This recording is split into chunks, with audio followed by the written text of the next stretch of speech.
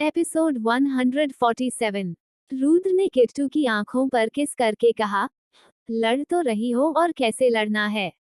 तीर कमान लेके 3 दिन से देख रहा हूँ, एक बार भी तुमने मुझे नजर भर कर नहीं देखा। किट्टू, मैं बिजी रहता हूँ, लेकिन इसका मतलब यह नहीं कि मैं तुम्हें प्यार नहीं करता। तुम्हें यकीन नहीं आएगा, लेकिन तुम्हारे बिना मुझे नींद नहीं आती। तुम मेरी स्लीपिंग पिल्स बनती जा रही हो। अगले ही पल रुद्र ने किट्टू को छोड़ दिया और घुटनों के बल आ गया। रुद्र की आंखों से गुस्सा छूमंतर हो गया था। रुद्र के गले में एक उदासी भर आई थी। रुद्र ने किट्टू को कमर से गले लगाकर कहा, सॉरी, मुझे तुम्हें उस रात डांटना नहीं चाहिए था, लेकिन मैं बहुत ज्यादा परेशान था, बहुत ज्यादा डिस्टर्ब था। मुझे टेंशन थी, अगर मेरी मशीन ठीक नहीं हुई तो मुझे बहुत नुकसान हो जाएगा। तुम नहीं जानती किट्टू, मैंने दिन रात मेहनत करके यह बिजनेस सेटअप किया है। सोमनाथ ने तो मेरे पापा का बिजनेस डिस्ट्रॉय कर ही दिया था। इस डूबे हुए जहाज को मैंने तैरना सिखाया है। अब आगे। रुद्र की आवाज में बहुत उदासी थी। रुद्र की आवाज में एक थकावट थी। रुद्र भी चाहता था कि उसे कोई संभाल ले। रुद्र ने भी अपने माँ पापा को मरते हुए देखा था। रुद्र के दिल में भी आग जल रही थी, जो अब तक शांत नहीं हुई थी। रुद्र फिर भी अपनी रिस्पॉन्सिबिलिटी से पीछे नहीं हटता था, हर किसी का ध्यान रखता था। रुद्र फैमिली के साथ टाइम स्पेंड नहीं करता था, लेकिन खबर सबकी रखता था। रुद्र शांति के कुछ पल किट्टू के साथ बिताना चाहता था, लेकिन वह पल उसे कभी मिले ही नहीं। रुद्र ने अपने आप को काम में इतना झोंक दिया था कि वह खुद को भी भूल गया था। अगर किट नाराज नहीं होती तो वह आज भी प्रताप हाउस इतनी जल्दी नहीं आता। थोड़ी देर ऐसे ही किट्टू को पकड़े रहने के बाद रुद्र ने कहा, किट्टू प्लीज मान जाओ, कल तुम्हारा बर्थडे है, मैं नहीं चाहता तुम्हारा मूड खराब रहे। किट्टू ने अपने दोनों हाथ रुद्र के बालों में फंसा लिए। ना चाहते हुए भी किट्टू ने रुद्र के बालों पर किस कर दिया। किट्टू भी धीरे धीरे घुटनों के बल बैठ गई और उसने अपना एक हाथ रुद्र के चेहरे पर लगा दिया। रुद्र को इस वक्त बहुत सुकून मिल रहा था। रुद्र भी चाहता था कि किट्टू उसे अपनी बाहों में समेट ले, जिससे वह अपनी टेंशन भूल जाए। रुद्र ने फिर कहा, खरगोश, मुझे अपनी पेंटिंग नहीं दिखाओगी? किट्टू ने नामे गर्दन हिला दी। रुद्र ने कहा, ठीक है, कोई बात नहीं, मत दिखाओ, जब तुम्हारा मन करे, जब तुम्हें मुझ पर ट्रस्ट हो, तब दिखा देना। किट्टू ने पलकें झपकाई, जैसे कह रही हो, ठीक है। किट्टू ने अपनी पेंटिंग टेबल पर रख दी। रुद्र ने भी अब उसे देखने की कोशिश नहीं की। धीरे धीरे किट्टू सोफे से टेक लगाकर बैठ गई और रुद्र अपना सिर किट्टू की गोद रखकर लेट गया। किट्टू रुद्र का सिर सहलाती रही। कुछ ही देर में रुद्र सो गया। किट्टू रुद्र का चेहरा देख रही थी। किट्टू की नाराजगी दूर हो गई थी। किट्टू ने मन ही मन मुस्कुरा कर कहा, यह मुझे मनाने आए थे या सोने आए थे? दूसरी तरफ मॉल में शुभ अपने घुटनों के बल बैठा था और उसने अपने दोनों हाथ फैलाए हुए थे। सामने दिशा खड़ी थी। शुभ ने मॉल में सबके सामने दिशा को प्रपोज कर दिया था। दिशा ने धीरे से कहा, शुभ जी, प्लीज उठ जाइए, सब देख रहे हैं। शुभ ने मुस्कुराकर कहा, देखने दो, मुझे फर्क नहीं पड़ता। दिशा इस वक्त बहुत शाय फील कर रही थी। शुभ की इस हरकत पर दिशा को गुस्सा भी आ रहा और प्यार भी। दिशा ने फिर कहा, शुभ जी प्लीज उठ जाइए, दादी, मम्मा भी देख रही है। शुभ ने कहा, पहले मेरे सवाल का जवाब दो, विल यू मैरी मी? धीरे धीरे मॉल में भीड़ इकट्ठी हो गई थी। मॉल में सारे लोग दिशा और शुभ को ही देख रहे थे। कुछ कपल ऐसे थे जो इस वक्त शुभ को देखकर बहुत खुश थे। सौम्या, दादी और नव्या भी शुभ को ही देख रही थी। तीनों के चेहरे पर एक मीठी सी मुस्कान थी।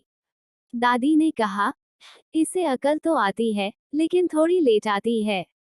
सौम्या ने भी कहा, माँ जी, यह लड़का कमाल का है, मुझे तो मेरी दिशा के लिए बहुत पसंद है।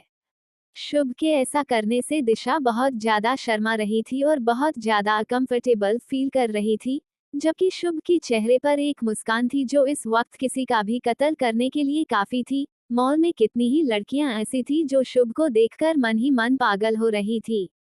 शुभ अब भी हाथ फैलाए दिशा के सामने घुटनों के बल बैठा था। अल्पविराम। शुभ ने कहा, दिशा, जब तक तुम मुझे हाँ नहीं कहती मैं नहीं उठने वाला। नव्या ने थोड़ा चिल्ला कर कहा। दिशा, बोल दे हाँ, यह सच में बेशर्म है, मानेगा नहीं। दिशा तो शर्मा के मारे अपना सलाइवा घटक रही थी। दिशा को कुछ समझ नहीं आ रहा था कि वह क्या करें और कैसे रिएक्ट करें। शुभ की नजर बस दिशा पर ही टिके हुई थी। शुभ ने कहा, दिशा, सोच क्या रही हो? अब तो तुम्हारी ननंद ने भी बोल दिया, अब तो हाँ कह दो। अब तो मैंने सबके सामने अपना और तुम्हारा रिश्ता खोल कर रख दिया। दिशा अब भी कुछ नहीं बोल रही थी, बस वो आंखें झुकाए चुपचाप खड़ी थी। अब तो उसके अंदर शुभ को देखने की भी हिम्मत नहीं थी। शुभ ने कहा, प्लीज दिशा, कुछ तो बोलो। तभी भीड़ में से कपल चिल्लाने लगे, से यस, से यस। शुभ के चेहरे की स्माइल और ज्यादा बड़ी हो गई। शुभ ने कहा, दिशा, अब तो हाँ बोल दो। दिशा को इतनी शर्म आ रही थी कि वो वहां से बस भाग जाना चाहती थी। दिशा के दिल की धड़कनें डबल स्पीड से भाग रही थी। दिशा में हिम्मत की और वहां से जाने लगी। शुभ अपनी जगह से खड़ा हो गया और उसने दिशा को पीछे से आवाज कहा, ओ ये पिकाचू, हाँ ना कुत्ता कमीना, कुछ तो बोल दे।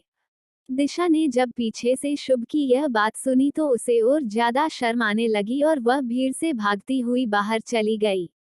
बाहर वीर गाड़ी लेकर खड़ा था। दिशा जल्दी से गाड़ी में बैठ गई और वीर को गाड़ी चलाने के लिए कह दिया।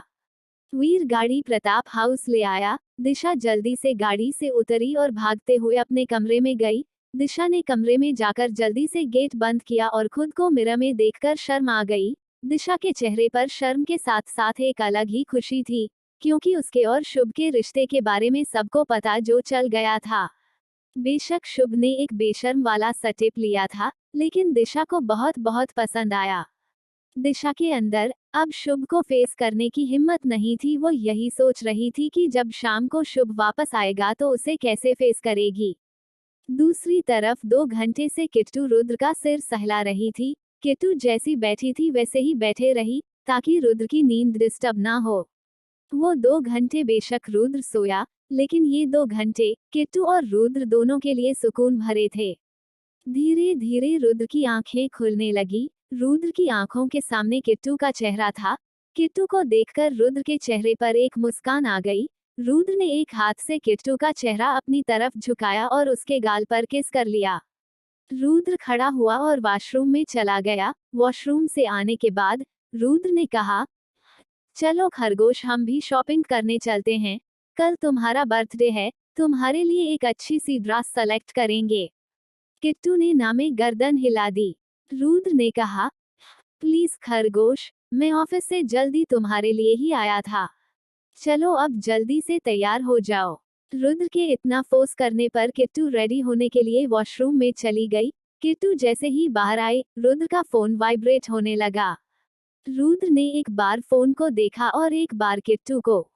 किट्टू समझ गई कि रुद्र का कोई अर्जेंट काम आ गया है। किट्टू रुद्र के पास गई और उसने अपना सिर रुद्र के सीने पर रख दिया। रुद्र ने कहा, जाना जरूरी है किट्टू। किट्टू ने रुद्र का चेहरा देखा और इशारों में कहा, तो चले जाइए। रुद्र ने किट्टू के माथे पर किस किया और बोला, आई एम सॉरी, मैं जानता हूँ एक हस्बैंड होने के नाते मैं तुम्हें टाइम नहीं दे पाता, लेकिन मैं क्या करूँ, मैं बहुत ज्यादा बिजी हूँ।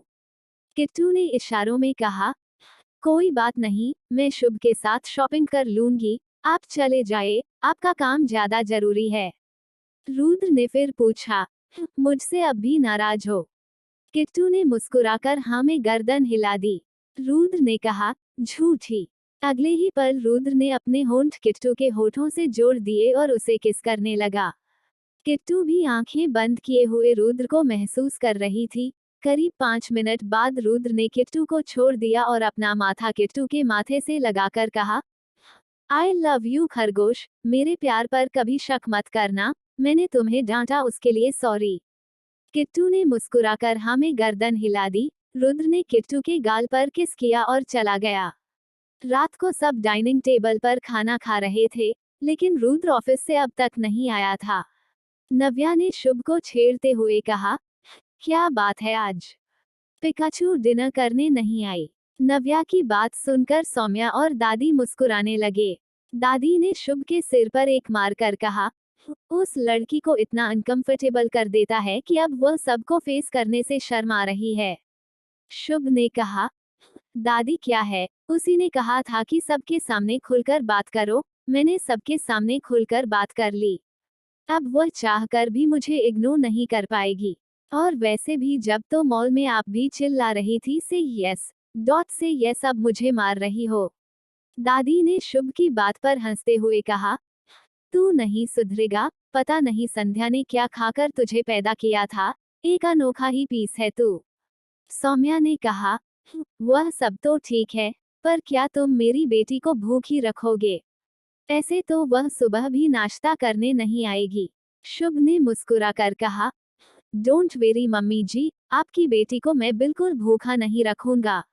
शुभ अपनी जगह से खड़ा हुआ, उसने एक प्लेट में खाना सर्व किया, उसने थोड़ा ज्यादा खाना सर्व कर दिया। तो नव्या ने कहा, वह तेरी हल्की फुल्की सी इतना खाना नहीं खाती। शुभ ने कहा, जानता हूँ यह खाना मैं भी तो खाऊंगा। नव्या ने शुभ को चिढ़ाते हुए कहा, तब तो थोड़ा और ज्यादा डाल ले, क्योंकि तेरी खुराक तो एक हाथी जितनी है। शुभ भी कहाँ कम था, उसने कहा, तू मेरी खुराक की फिक्र मत कर, जीजू की खुराक के बारे में सोच, मैं तो सोच रहा हूँ उस हटे खट्टे आदमियों को ढोकला खिला खिला कर तू पतला सुकड़ा ना बना दे। नव्या ने शुभ को आंखें दिखाते हुए कहा, दादी देख रही हो इसे, कैसी कैंची की तरह जुबान चलती है। शुभ ने खाना सर्व किया और दिशा के कमरे की तरफ बढ़ गया। दादी ने कहा, सौम्या अपनी दिशा को हमें दे दो। सौम्या ने कहा, माँ जी, दिशा तो पहले ही आपकी थी, पहले आपने उसे बेटी बनाकर रखा, अब आप उसे बहू बनाकर रखेंगे। काश नरेन भी यहाँ होते, तो हम दोनों मिलकर दिशा का कन्यादान कर देते। दादी ने कहा, सौम्या जी छोटा नहीं करते, नरेन वापस जरूर आएगा। सौम्या ने एक गहरी सांस लेकर उदास भरे लहजे में कहा, पता नहीं माँ जी कब आएंगे। CH 158 में होश में नहीं थी। शुभ भी कहाँ कम था, उसने कहा, तू मेरी खुराक की फिक्र मत कर, जीजू की खुराक के बारे में सोच, मैं तो सोच रहा हूँ उस हटे खट्टे आदमियों को ढोकला खिला खिला कर तू पतला सुकड़ा ना बना दे। नव्या ने शुभ को आंखें दिखाते हुए कहा, दादी देख रही हो इसे, कैसी कैंची की तरह जुबान चलती है। शुभ ने खाना सर्व किया और दिशा के कमरे की तरफ बढ़ गया। दादी ने कहा, सौम्या अपनी दिशा को हमें दे दो। सौम्या ने कहा, माँ जी, दिशा तो पहले ही आपकी थी, पहले आपने उसे बेटी बनाकर रखा, अब आप उसे बहू बनाकर रखेंगे। काश नरेन भी यहाँ होते, तो हम दोनों मिलकर दिशा का कन्यादान कर देते। दादी ने कहा, सौम्या जी छोटा नहीं करते, नरेन वापस जरूर आएगा। सौम्या ने एक गहरी सांस लेकर उदास भरे लहजे में कहा, पता नहीं माँ जी कब आएंगे। अब आगे कनाडा में अवनी अपने फ्रेंड सकल के साथ एक कैफे में बैठी थी। तभी एक लड़का अवनी के पास आया और उसका हाथ पकड़कर बोला, हाय अवनी कैसी हो। उस लड़के का हाथ पकड़ना अवनी को बिल्कुल भी गवारा नहीं हुआ। अवनी ने उसका हाथ झटक कर कहा, शैंकी अपनी लिमिट में रहो। शैंकी ने कहा, क्या बात है, तुम आज मुझे अपनी लिमिट याद दिला रही हो। शायद तुम भूल गई तुम्हारी कुछ फोटोग्राफ्स मेरे पास पड़ी है। अगर मैंने गलती से भी वो फोटोग्राफ्स तुम्हारे होने वाले पति, जो तुमसे 9 साल बड़ा है, उसे दिखा दी, फिर तो वह तुमसे शादी बिल्कुल नहीं करेगा। अवनी ने कहा, तुम मुझे ब्लैकमेल कर रहे हो शैंकी। शैंकी ने कहा, हाँ बिल्कुल कर रहा हूँ, क्योंकि तुम सिर्फ मेरी हो और मेरी रहोगी, लेकिन तुमने तो मेरा प्रपोजल कभी एक्सेप्ट ही नहीं किया और तुम्हें वह नील पसंद आ गया। अवनी ने गुस्से में कहा, अपनी हद में रहो समझे तुम, और मुझे ब्लैकमेल करना बंद करो। शैंकी ने स्टाइल मारते हुए कहा, तुम्हें याद है तुम कितना तड़प कर मेरे पास आई थी। मुझे नील को भूलना है, प्लीज मेरी मदद करो। मेरे साथ रात रात भर पार्टी में एंजॉय करती थी। अब जब तुम मेरी जिद बन गई हो, तो तुम मुझे खुद से दूर रहने की नसीहत देती हो। अवनी ने पॉइंट करके कहा, शैंकी मेरी बात सुनो, मेरे और नील के बीच में आने की सोचना भी मत। अगर नील को गलती से भी पता चल गया कि तुम मुझे यहाँ कनाडा में परेशान कर रहे हो, तो तुम्हारी हड्डियों का चूरमा बना देगा। शैंकी ने एटीट्यूड के साथ कहा, सच में? तो फिर एक काम करता हूँ, मैं फोटोग्राफ्स उसे दिखा देता हूँ और यह फोटोग्राफ्स तो कुछ भी नहीं है, मैं वो वीडियो दिखा देता हूँ जिसमें तुम मेरे साथ इंटीमेट होने की कोशिश कर रही थी। मेरी ही गलती है कि मैं उस रात शराफत पर आ गया, उसी दिन तुम्हें अपना बना लेता तो तुम्हारी जुबान मेरे सामने नहीं चलती। अवनी की यह बात सुनकर आंखें बाहर आ गई। अवनी ने कहा, तुम झूठ बोल रहे हो, मैंने कभी तुम्हारे साथ ऐसा कुछ नहीं किया। शैंकी ने अपने फोन से एक वीडियो निकाली और अवनी को दिखाते हुए बोला, यह देखो, तुम्हें याद है तुमने एक बार नील को भूलने के लिए ड्रग लिया था, यह उसी दिन की वीडियो है। अवनी जैसे जैसे उस वीडियो को देख रही थी, अवनी की दिल की धड़कनें बढ़ती जा रही थी। उस वीडियो में ज्यादा कुछ नहीं था, लेकिन इससे साफ हो रहा था कि अवनी शैंकी के साथ इंटीमेट होना चाहती है। अवनी ने अपनी घबराहट को कंट्रोल किया और बोली, मैं होश में नहीं थी, अगर होश में होती तो यह बेहुदा हरकत कभी नहीं करती। शंकी ने कहा, अब तो कर दी और अब तुम्हें मेरी होने से कोई नहीं रोक सकता। अगर तुमने मुझसे शादी नहीं की तो मैं यह वीडियो नील को भेज दूंगा, अगर तुम मेरी नहीं हुई तो उस नील की भी नहीं होगी। अवनी गुस्से में आंखों में आंसू लिए वहां से चली गई। शैंकी ने अपना फोन निकाला और सीमा को फोन करके कहा, आंटी मैंने चोट मार दी है, लोहा गरम है, एक चोट आप भी मार दो। सीमा ने एक तेरी मुस्कान के साथ कहा, उस अवनी से तो मैं अपनी बेटी की शादी होने नहीं दूंगी, चाहे कुछ भी हो जाए। अवनी रोते रोते घर आ गई। अवनी सीधा अपने बेडरूम में जाकर बेड पर पेट के बल लेटकर रोने लगी। सीमा ने मौके का फायदा उठाया और अवनी के सिर पर हाथ फेर कर कहा, क्या हुआ अवनी, इतना क्यों रो रही हो? अवनी ने कहा, कुछ नहीं। सीमा ने कहा, माँ हूँ तुम्हारी, इतना तो समझती हूँ कि तुम किसी चीज को लेकर डिस्टर्ब हो, बताओ मुझे क्या हुआ है। अवनी ने फिर से सीमा की बात इग्नोर कर दी और बोली, कुछ नहीं हुआ है, आप जाइए यहाँ से। तभी सीमा का फोन वाइब्रेट हुआ। सीमा ने फोन चेक किया तो उसमें व्हाट्सएप पर शैंकी ने वो वीडियो भेजी थी जिसमें अवनी और शैंकी बहुत ज्यादा क्लोज थे।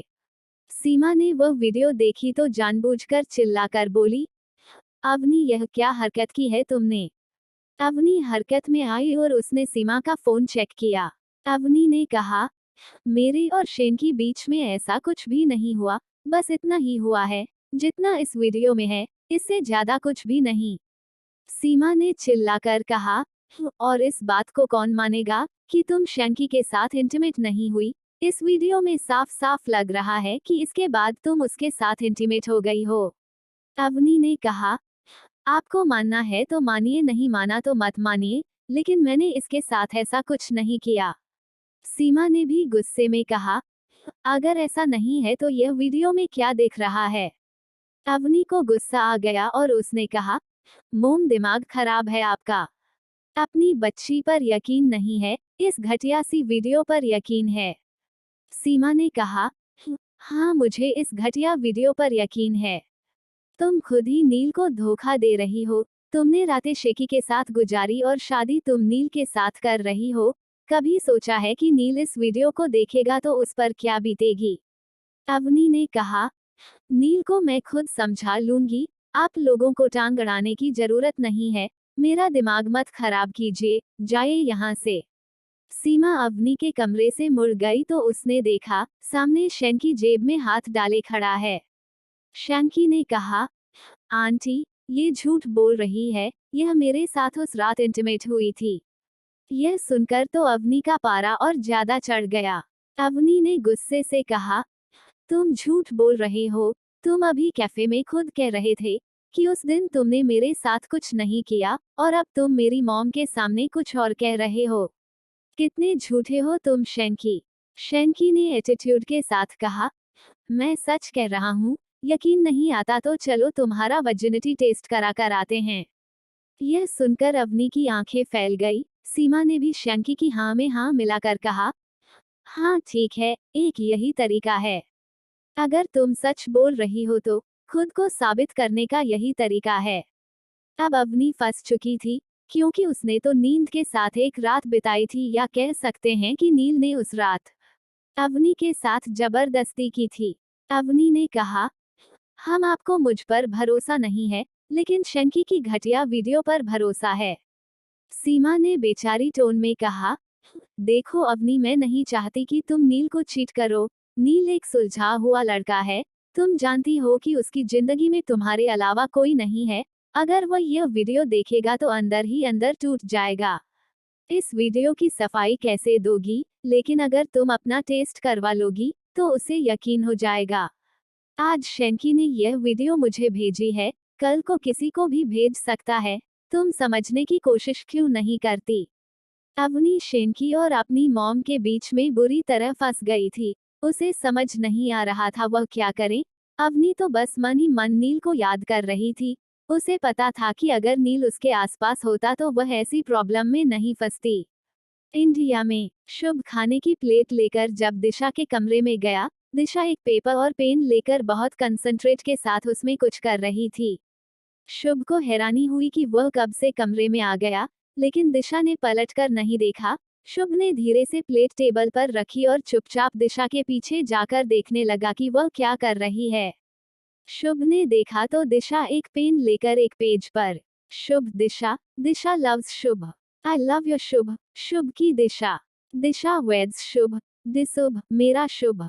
दिशा ने पूरे पेज पर ड्राइंग बना रखी थी और हर जगह शुभ और दिशा नाम लिखा हुआ था। दिशा यह काम इतने ध्यान से कर रही थी कि उसने नोटिस नहीं किया कि शुभ कब से पीछे खड़ा होकर पेज को निहार रहा है।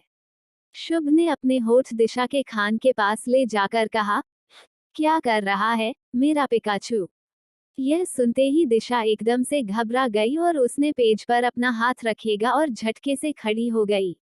झटके से खड़ी होने की वजह से दिशा का बैलेंस बिगड़ गया और वो गिरने वाली थी, लेकिन शुभ ने उसकी कमर पर हाथ रखकर उसे खुद से सटा लिया।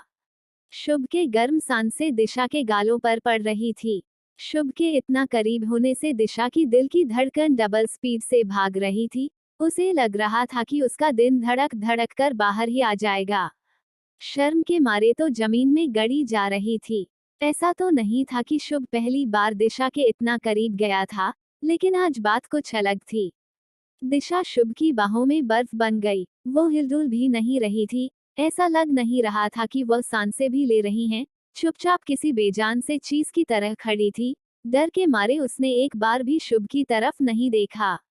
शुभ दिशा की हालत समझ रहा था। शुभ ने मुस्कुराकर दिशा को टाइटली हक करके कहा, बस करो, सांस भी ले ले, इतना घबराने की जरूरत नहीं है।